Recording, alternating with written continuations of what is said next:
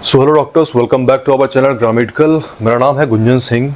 I hope आप सभी अच्छे होंगे। कि क्या क्या चीज़ें हैं, किस तरह से हमें काउंसलिंग अटेंड करनी चाहिए, या फिर अगर हम बात कर ले काउंसलिंग प्रोसेस के बारे में और बेसिक डिटेल्स के बारे में, तो किस तरह से आपको प्रोसीड करना है। तो इसी में बेस्ट है आज का हमारा वीडियो। और वीडियो को स्टार्ट करने से पहले अगर आप हमारे चैनल पे नए हैं तो आप चैनल को सब्सक्राइब जरूर करके रखिए, ताकि कोई भी नोटिफिकेशन, अपडेट, इंफॉर्मेशन आती है आपको टाइम पे मिले और आप अपडेटेड रहें। अगर आप हमारे टेलीग्राम ग्रुप में जुड़ना चाहते हैं तो QR कोड आपको स्क्रीन पे दिख रहा होगा, सिंपली स्कैन करने मात्र से ही आप ज्वाइन कर लोगे। साथ ही साथ डिस्क्रिप्शन बॉक्स में भी लिंक दिया गया है, आप वहां क्लिक करके ज्वाइन कर सकते हैं। तो आपको अब प्रिपरेशन कर लेनी चाहिए, आप प्रिपेयर्ड हो जाओ पहले से ही। और अगर आपको हमारी हेल्प चाहिए तो आप हमारे सर्विसेज अवेल कर सकते हैं दिए गए नंबर पे कॉल करके। चलिए तो वीडियो को स्टार्ट करते हैं। तो हम बात करते हैं MCC ऑल इंडिया कोटा की काउंसलिंग के बारे में। यहाँ की काउंसलिंग के लिए कोई भी अप्लाई कर सकता है, इसके लिए कोई डोमिसाइल का क्राइटेरिया अप्लाई करने की जरूरत नहीं है। तो 50% सीट जो होती है गवर्नमेंट की, वो ऑल इंडिया कोटा MCC के अंडर में आती है। That means all India quota की जो काउंसलिंग होगी वो MCC करवाती है, और रिमेनिंग जो 50% की सीट होती है जो स्टेट के अंडर में आती है, वो स्टेट कोटा की सीट होती है, उसके लिए स्टेट रिस्पॉन्सिबल होता है। दो तरह का प्राइवेट इंस्टीट्यूशन होता है, एक प्राइवेट होता है जो स्टेट कोटा के अंदर में आता है, और एक प्राइवेट इंस्टीट्यूशन है जो MCC कंडक्ट करवाती है, जो कि डीम्ड यूनिवर्सिटी के नाम से जाना जाता है। अच्छा, नेक्स्ट देखते हैं। तो 100% DNV की जो सीट होती है वो MCC ही करवाती है। ऑल इंडिया कोटा के थ्रू ही आप DNV की सीट ले सकते हैं। जो स्टेट कोटा के अंडर में DNV की सीट आती है वो इन सर्विस कैंडिडेट के लिए होती है। सो 50% सीट जो होती है वो MU, BHU, RHU, DU, VMMC, ESIC and RML की सीट फिलिंग जो है वो MCC ही काउंसलिंग के थ्रू करवाती है। रिमेनिंग जो 50% की सीट होती है वो इंस्टीट्यूशनल कोटा के लिए होती है।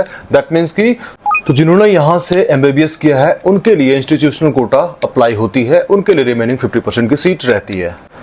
चलिए अब देखते हैं कि first round, second round, third round या स्ट्रेट राउंड में किस तरह से काउंसलिंग को आपको अटेंड करना है, क्या क्या रूल्स हैं, क्या बेसिक डिटेल्स आपके बारे में आपको जानना जरूरी है। तो फर्स्ट राउंड में आपने रजिस्ट्रेशन किया, चॉइस फिलिंग किया।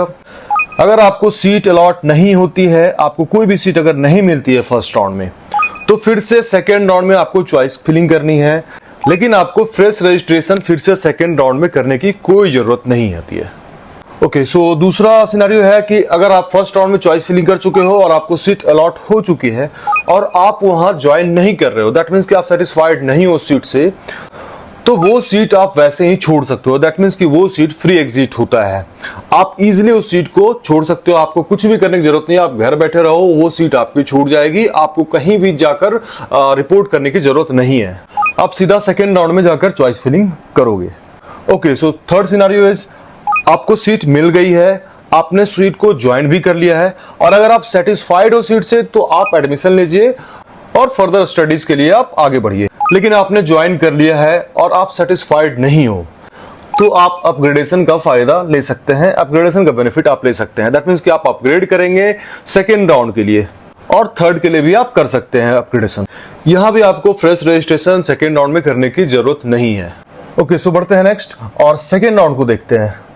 सेकेंड राउंड की रिजल्ट आई, आपको कोई सीट अलॉट नहीं होती है, आप डायरेक्ट थर्ड राउंड में जाएंगे, चॉइस फिलिंग करेंगे। कोई भी रजिस्ट्रेशन फिर से दोबारा करने की जरूरत आपको नहीं है। रजिस्ट्रेशन सिर्फ और सिर्फ एक ही बार होता है। अगर आपने फर्स्ट राउंड में ही कर लिया है, सेकेंड थर्ड में जरूरत आपको नहीं पड़ेगी।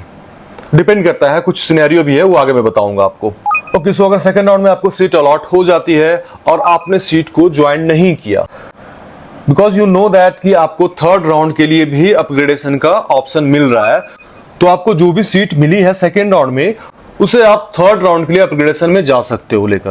लेकिन एक चीज यहाँ पे ध्यान देने वाली चीज है कि अगर आपको सेकेंड राउंड में सीट अलॉट होती है और आपने ज्वाइन नहीं किया, तो आपको थर्ड राउंड जाने के लिए जो सिक्योरिटी अमाउंट आपने पे किया था वो आपका चला जाएगा, वो आपका लॉस हो जाएगा। आपको थर्ड राउंड में जाने के लिए फिर से आपको सिक्योरिटी मनी पे करनी पड़ेगी, तभी आप थर्ड राउंड की काउंसलिंग के लिए एलिजिबल रहेंगे। ओके, नेक्स्ट सेकेंड राउंड की रिजल्ट आ गई, सीट अलॉट हो गई है आपको, आपने सीट को ज्वाइन भी कर लिया है। अगर आप सेटिस्फाइड हो उस सीट से तो आप एडमिशन लीजिए और फर्दर स्टडीज कीजिए। लेकिन अगर आप उस सीट से सेटिस्फाइड नहीं है तो आप थर्ड राउंड के लिए अपग्रेडेशन में जा सकते हैं। एक चीज मैं आपको बता दूं जहां पे कंफ्यूजन होता है स्टूडेंट्स को, फर्स्ट राउंड से अपग्रेडेशन करके आप सेकेंड राउंड में जाते हो, अगर आपको कोई सीट अपग्रेड नहीं होती है तो फर्स्ट राउंड वाले सीट को लेकर आप थर्ड राउंड में भी अपग्रेडेशन के लिए जा सकते हो। ओके, सो बढ़ते हैं थर्ड राउंड की तरफ। रिजल्ट आई, आपको कोई सीट अलॉट थर्ड राउंड में भी अगर नहीं होती है तो आप एलिजिबल रहेंगे चॉइस फिलिंग करने के लिए स्ट्रे राउंड में। दैट मींस कि फर्स्ट में भी आपको अलॉट नहीं हुई, सेकंड में भी अलॉट नहीं हुई और थर्ड में भी कोई सीट अलॉट नहीं होती है तो आप वैसे ही एलिजिबल रहेंगे फोर्थ राउंड के लिए। और रूल्स के अकॉर्डिंग भी देखा जाए तो यही है कि आपको सेकेंड और थर्ड राउंड में कोई भी सीट अलॉट अगर नहीं होती है तभी आप फोर्थ राउंड के लिए एलिजिबल रहेंगे। अगर आप डायरेक्ट फोर्थ राउंड को ही टारगेट कर रहे हो कि नहीं मुझे फोर्थ राउंड में ही जाना है, उसी टाइम मुझे सीट मिल सकती है मेरे रैंक के अकॉर्डिंग, उस केस में आपको सेकेंड और थर्ड में कोई भी सीट ऑप्ट नहीं करनी होगी। आपको सीट अलॉट होती है तो आपको एडमिशन नहीं लेना है। फर्स्ट राउंड तो वैसे भी फ्री एग्जिट है।